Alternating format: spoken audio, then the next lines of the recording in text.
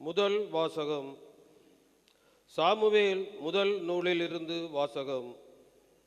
அந்நாட்களில் சாமுவேல் பால்குடி மறந்ததும் அன்னா அவனை தூக்கி கொண்டு 3 காலை 20 படி அளவுள்ள ஒரு மரக்கால் மாவு, ஒரு தோல்பை திராட்சை ரசம் ஆகியவற்றுடன் சீலோவிலிருந்து ஆண்டவரின் இல்லத்திற்கு வந்தார்.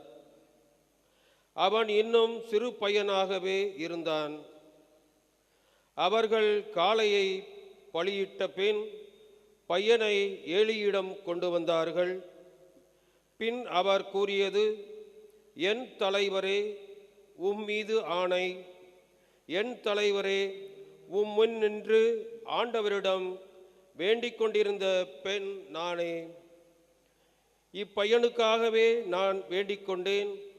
நான் ஆண்டவரிடம் விண்ணப்பித்த என் வேண்டுகோளை அவர் கேட்டருளினார். ஆகவே நான் அவனை ஆண்டவருக்கு அர்ப்பணிக்கிறேன். அவன் தன் வாழ்நாள் அனைத்தும் ஆண்டவருக்கே அர்ப்பணிக்கப்பட்டவன். அங்கே அவர்கள் ஆண்டவரை தொழுதார்கள். ஆண்டவரின் அருள்வாக்கு. இறைவனுக்கு நன்றி.